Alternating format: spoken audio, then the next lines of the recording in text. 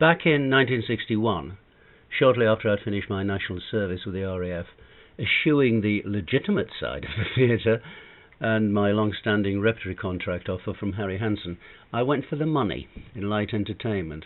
After a Bruce Forsyth panto at Liverpool Empire, I found myself in the Harry Seacombe summer review show, Let Yourself Go, at the London Palladium. And one day, after a clean-up rehearsal call, a group of us had stayed behind chatting in the dressing room when suddenly we heard the Robert Preston recording of Trouble from the Music Man played over the tannoy. Very curious, we went to the wings, and for once the legendary stage manager, Jack Matthews, who was standing in prompt corner, wasn't quick enough on his feet. Before he could boot out of the theatre the half-dozen slack-jawed artists who were gazing at the current superstar of light entertainment rehearsing on stage, Sammy Davis, who loved company, broke off, yelled, "Hi kids, how you doing?" and trotted over. Obviously ready for a break, he engaged us in animated conversation as though we were old friends, responding to our very British manner of addressing him as Mr. Davis with, "Nah, call me Sam."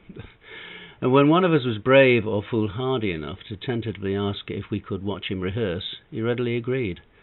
Knowing that we hadn't done ourselves any favours with Jack Matthews didn't even begin to dim the glow of excitement we experienced, sitting in the front of the stalls watching Sammy work. At that moment we wouldn't have exchanged those seats for free tickets to the greatest show on offer anywhere in the world. He was due to appear in his own show at the Prince of Wales for a 7-week season, but would have loved, of course, to be at the Palladium, the home of previous smash hit success in this country. As this wasn't possible, he'd asked to at least make himself feel lucky by being allowed to do some rehearsing on the stage. Then, eventually, sitting in the stalls with us, he told us anecdotes, and on mentioning how American entertainers of his stature, particularly in Vegas, were constantly under threat from weirdos, I'd noticed that several times he clicked the handle of his walking cane, which is the one shown in my photo. And always having had an interest in the mechanics of hand weapons, I asked if it was actually a sword stick. When he demonstrated that indeed it was, I impressed on him the necessity of not demonstrating this to anyone else, particularly any members of the press, as he was totally innocent of the fact that in this country it was illegal to carry such a weapon in public places. He told us a bunch of stories about his early days with his uncle's act, and one that always stuck in my mind was about the time, as a very young performer on tour, he'd spotted this knockout red silk shirt in a shop window.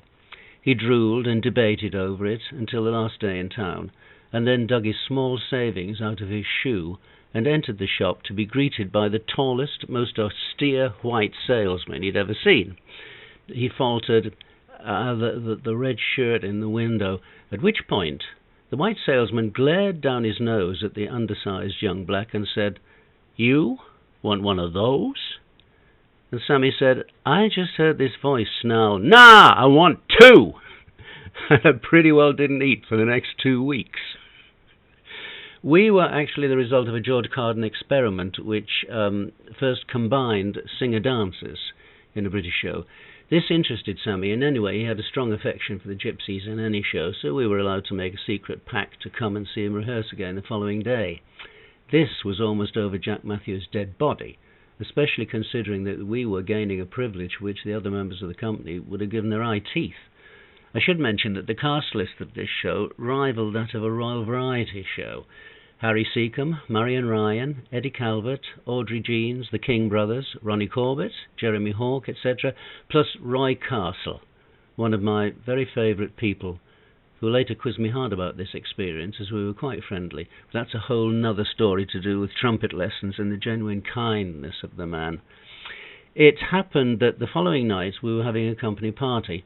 Sammy had been invited but was shooting a TV show at the time, so he couldn't make it. At that time I was heavily into taking available light 35mm photos, as I've always hated the fact that the use of a flash gun just destroys atmosphere.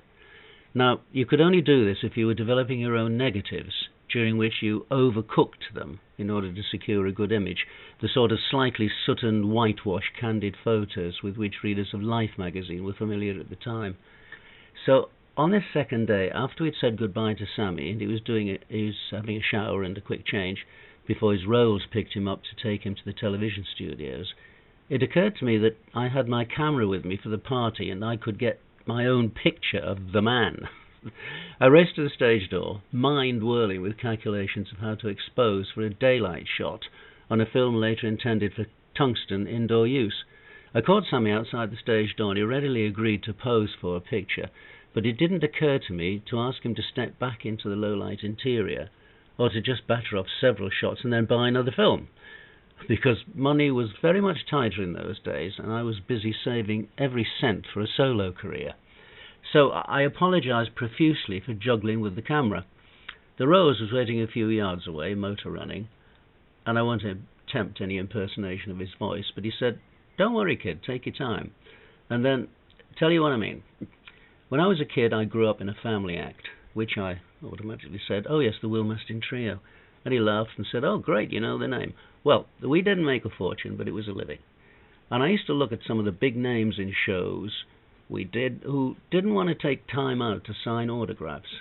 And I made myself a promise. If ever I got to be somebody who was somebody, suppose I was running to catch a train and somebody wanted my autograph, I'd let the goddamn train go. So take your time and get the picture. At which point I snapped the attached shot, and then a couple of him leaving in his new Rolls-Royce convertible, and later breathed heavily over the developing of a role that included the party shots of Bernard Delfont, George Carden, Stanley Baker, our own cast, all sorts, all coming out perfectly, recognisably, including just about Mr. Davis. Of course, the interesting point is that we were so overawed by this experience that not one of us thought to ask him for his autograph.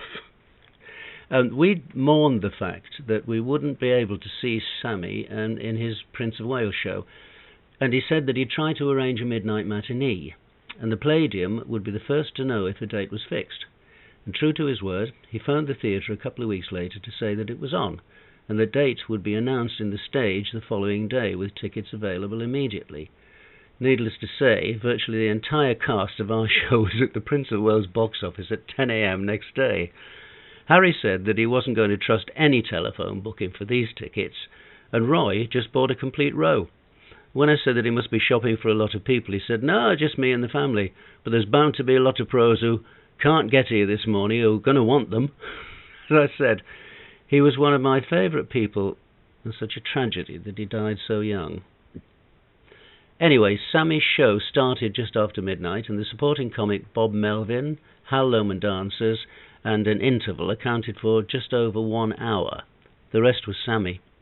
And at 4:30 a.m., in face of a packed house that included a large chunk of the current show business's who, all on their feet and shouting for more, he lay on his back on the stage and said, thank you, but I've got to be at the TV studios early." I can't honestly say that I can recall much of what he did, because he did so much. But I do vividly recall one sketch portraying a young hopeful auditioning on stage for a musical show and having every pro in the audience on the edge of their seats, when his character nervously reproduced every audition error that any of us had ever committed. And then, after he suffered a cursory dismissal, the voiceover said that they were finished for the day and to kill the lights. The stage darkened to just a working light, and all went quiet. And then Sammy's head appeared around a flat, and he crept back out of the wings onto the stage, and went into the most fantastic modern jazz ballet routine. This was, of course, at the point when we'd only been introduced to Jerome Robbins-type jazz ballet with the stage production of West Side Story, and happily later during this summer we managed also to watch, almost slack-mouthed, his West End transfer of Jazz Ballet USA. Along with seeing Alistair Sim in Mr. Balfrey, and Lloyd Nolan, who both directed and played Queeg in the Caine Mutiny Court Martial at the old Leicester Square Hippodrome, Call Me Sam's show heads my list of favourite nights on the other side of the floats.